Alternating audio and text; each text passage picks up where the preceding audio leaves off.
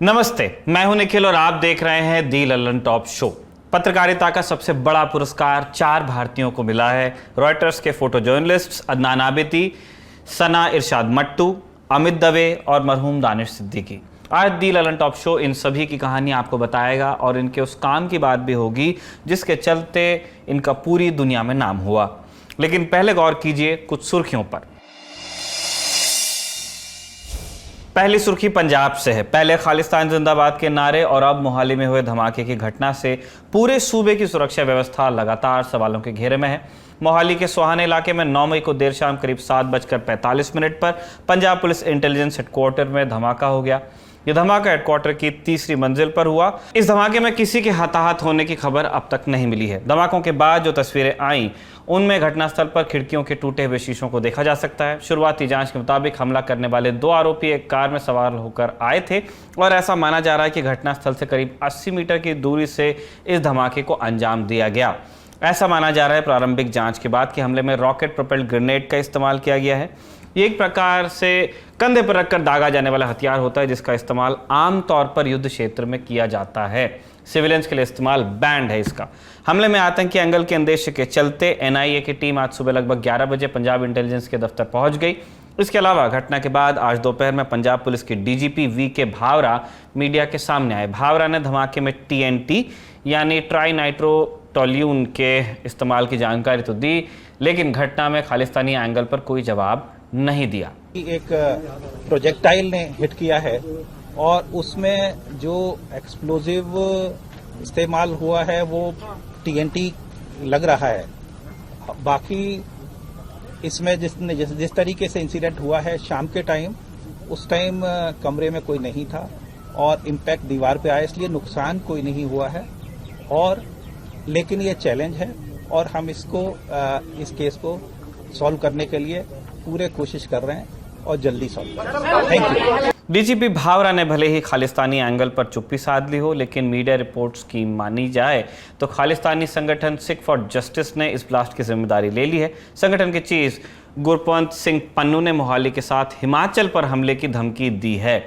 सूबे के सीएम भगवंत मान ने ट्वीट कर जांच की बात कही। इसके बाद भगवंत मान ने राज्य के आला अधिकारियों के साथ एक आपात बैठक भी की। इस बैठक में मान के साथ पंजाब के डीजीपी और इंटेलिजेंस के अधिकारी भी मौजूद रहे। कि जिन्हें भी पंजाब का माहौल को खराब करने की कोशिश की थी वो बख्शिया नहीं जाऊगा, सख्त तो सख्त सजा मिलूगी। उन्होंने कई पीढ़ियां याद रखणगियां कि असीं पंजाब जिहड़ा हसदा वसदा पंजाब है उन्होंने तोड़ने की कोशिश की थी। वहीं पंजाब में विपक्षी पार्टी कांग्रेस इस ब्लास्ट को आम आदमी पार्टी सरकार की असफलता बता रही है। उनकी बात भी सुनिए। मोहाली में जो पुलिस दफ्तर पे आतंकी हमला हुआ है, आरपीजी जिसपे फायर की गई है, बहुत ही चिंताजनक मुद्दा है। जब से आम आदमी पार्टी की पंजाब में सरकार है, ये कत्ल के केसेस में वृद्धि, पटियाला में दंगे, तरन तारण में आरडीएक्स का मिलना और अब पुलिस के ही दफ्तर पे हमला हो जाना, ये बात दर्शाता है कि आम आदमी पार्टी केजरीवाल की जो पंजाब में सरकार है, पंजाब की सुरक्षा अमन चैन के लिए हानिकारक है। आज दोपहर में मोहाली इंटेलिजेंस ऑफिस में दूसरे ब्लास्ट की खबर भी सामने आई थी, जिसे तुरंत ही पंजाब पुलिस के द्वारा नकार दिया गया। मोहाली के एसएसपी विवेकशील सोनी ने इस तरह की खबरों को झूठी और बेबुनियाद बता दिया। दूसरी सुर्खी बिहार से है। बिहार में बीपीएससी परीक्षा का पर्चा लीक हो गया। इस मामले में आज पहली गिरफ्तारी हुई। बिहार पुलिस की आर्थिक अपराध इकाई ने कार्रवाई करते हुए आज बीडीओ जयवर्धन गुप्ता को गिरफ्तार किया। ये गिरफ्तारी इस मामले में भी काफ़ी अहम है क्योंकि सबसे ज़्यादा धांधली की खबरें भोजपुर के जिस वीर कुंवर सिंह कॉलेज से आई थी, वहाँ पर Jaivardhan Gupta exam centre magistrate थे। इसके अलावा ईओयू ने कॉलेज के वर्तमान प्रिंसिपल डॉक्टर योगेंद्र प्रसाद सिंह के साथ 2 लेक्चरर्स सुशील कुमार सिंह और अगम कुमार सहाय को भी गिरफ्तार किया। इस तरह से कुल 4 लोगों की गिरफ्तारी अब तक हुई है। चारों के खिलाफ आईपीसी की धारा 420, 467, 468, 120B समेत दूसरी धाराओं में दर्ज किया गया है। गिरफ्तारी की प्रक्रिया एक लंबी पूछताछ के बाद हुई है और ऐसा बताया जा रहा है कि गिरफ्तार हुए आरोपियों के बयानों के आधार पर आगे और भी गिरफ्तारियां संभव हैं। मामले की बात करें तो 8 मई को बिहार के 38 जिलों में 1083 परीक्षा केंद्रों पर बीपीएससी की प्रारंभिक परीक्षा हुई थी। परीक्षा शुरू होने के कुछ घंटे पहले सोशल मीडिया पर बीपीएससी का बताकर एक प्रश्न पत्र वायरल हुआ। बाद में जांच हुई तो पता चला कि जो प्रश्न पत्र वायरल हुआ है वो वाकई बीपीएससी परीक्षा में सी सेट का पेपर था। इसके बाद राज्य की सबसे बड़ी परीक्षा को रद्द कर देना पड़ा। अगली सुर्खी के बारे में हम कुछ बताएं उससे पहले आपको ये वीडियो देखना चाहिए।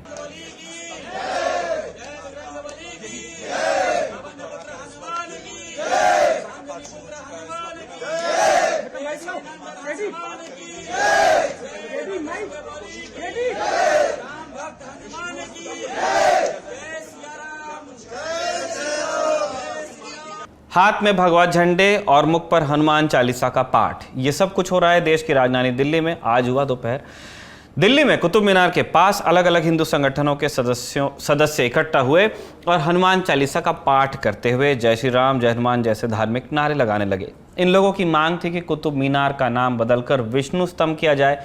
इन हिंदू संगठनों का कहना था कि अभी आप जो कुतुब मीनार देखते हैं उसे 27 जैन और हिंदू मंदिरों को तोड़कर बनाया गया। मामला बढ़ता देख पुलिस ने प्रदर्शनकारियों को हिरासत में लिया। इस प्रदर्शन का आह्वान बीजेपी नेता जय भगवान गोयल ने किया था। जय भगवान ने ट्वीट करके बताया कि प्रदर्शन के चलते पुलिस ने उन्हें सुबह से ही हाउस अरेस्ट कर लिया था, नजरबंद घर में। वैसे ये पहली बार नहीं है जब कुतुब मीनार को लेकर ऐसे दावे किए जा रहे हों। इससे पहले विश्व हिंदू परिषद के प्रवक्ता विनोद बंसल भी कुतुब मीनार को विष्णु मंदिर का गरुड़ स्तंभ बता चुके हैं। विनोद बंसल ने भी कुतुब मीनार परिसर में 27 जैन और हिंदू मंदिर तोड़ने की बात कही थी। अगली सुर्खी जुड़ी है उत्तर प्रदेश की राजनीति से। उत्तर प्रदेश में लंबे समय से जेल में बंद सपा नेता आजम खान को आखिरकार इलाहाबाद हाईकोर्ट ने जमानत दे दी। जमानत का यह फैसला जस्टिस राहुल चतुर्वेदी की सिंगल बेंच ने सुनाया। हाईकोर्ट ने जिस मामले में जमानत याचिका मंजूर की है वो वक्फ बोर्ड की संपत्ति पर गलत तरीके से कब्जा करने को लेकर था। आजम खान पर आरोप है कि उन्होंने गलत तरीके से वक्फ बोर्ड की जमीन अपनी यूनिवर्सिटी के लिए ट्रांसफर करवाई। इस मामले को लेकर अगस्त 2019 में लखनऊ में पत्रकार अल्लामा जमीर नकवी ने मुकदमा दर्ज करवाया था।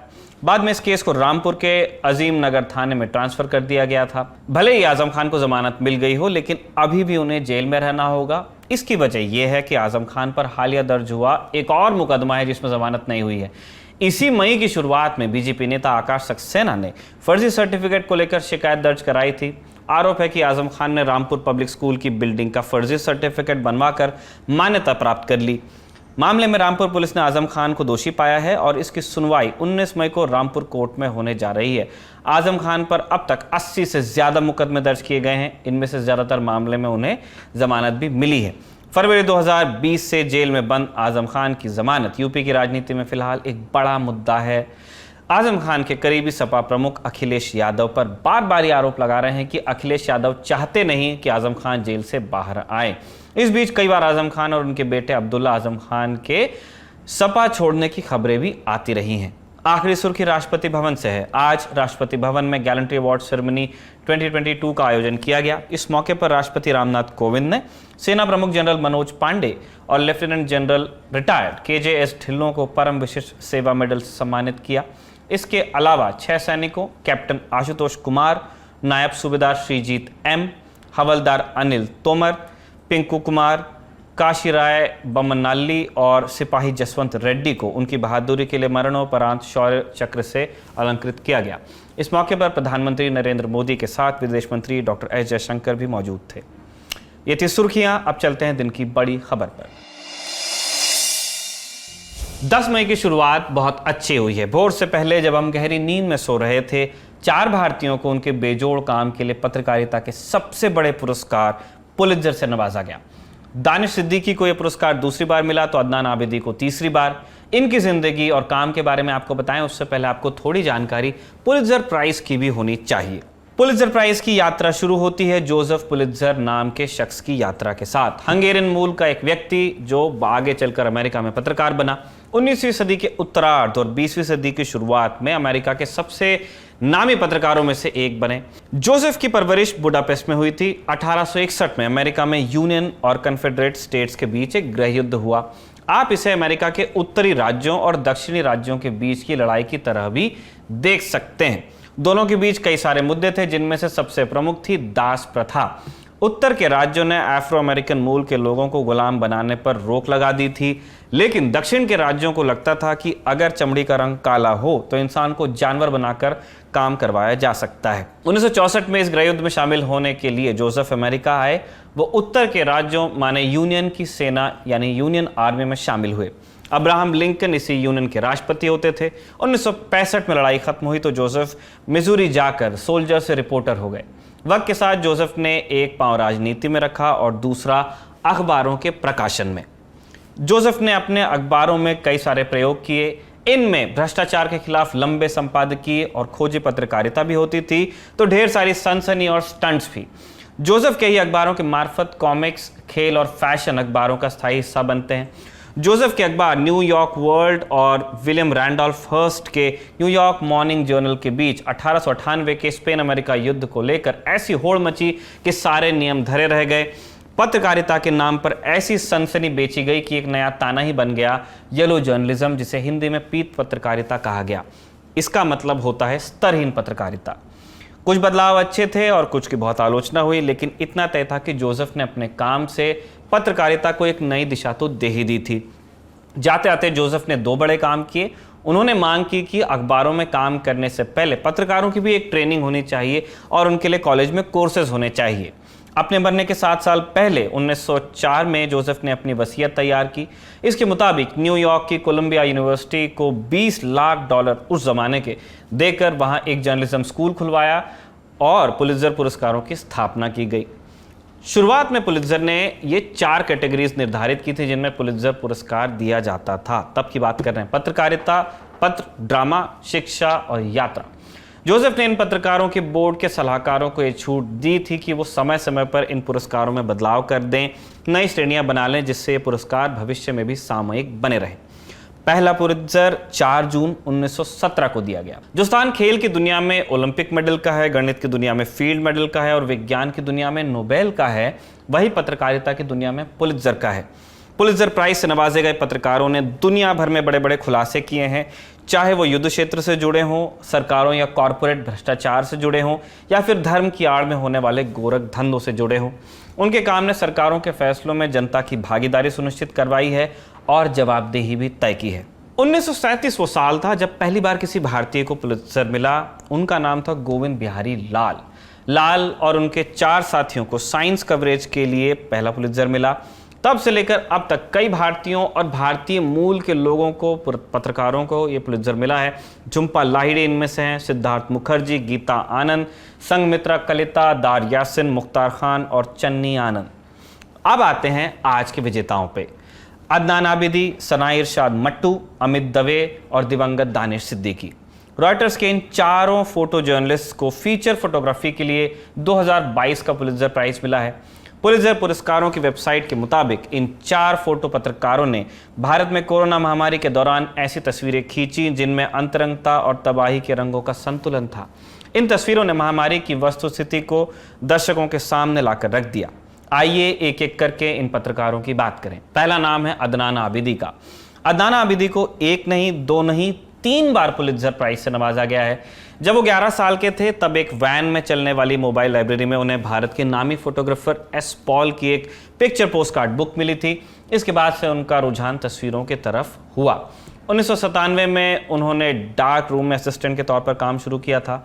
डार्क रूम उस कमरे को कहा जाता था जहां नेगेटिव से तस्वीरें डेवलप की जाती थी जब फिल्म का काम चलता था। हिंदुस्तान टाइम्स को दिए एक इंटरव्यू में आबिदी ने बताया था कि उन्होंने अपने पिता के पीएफ से पहला कैमरा खरीदा था। अदनान ने कभी कोई फॉर्मल ट्रेनिंग नहीं ली है, फील्ड पर बड़ों से डांट खाते हुए काम सीखा है, उनकी प्रोफाइल के मुताबिक, जो कि रॉयटर्स पे है। एक वक्त पीटीआई के लिए काम किया उन्होंने। फिलहाल रॉयटर्स में सीनियर फोटोग्राफर हैं। अदनान ने IC-814 हाईजैक, 2004 की सुनामी, नेपाल भूकंप, ओडिशा में फालिन तूफान, मालदीव में तख्ता पलट और ढाका में हुए आतंकी हमले को भी कवर किया है। 2018 में उन्हें रोहिंग्या शरणार्थियों पर उनके काम के लिए पुलित्जर मिला और 2020 में हांगकांग में चीन के खिलाफ हो रहे प्रदर्शनों की कवरेज के लिए। अदनान और उनके साथी दानिश पहले भारतीय हैं जिन्हें फीचर फोटोग्राफी के लिए पुलित्जर मिला है। दूसरा नाम है सना इरशाद मट्टू का।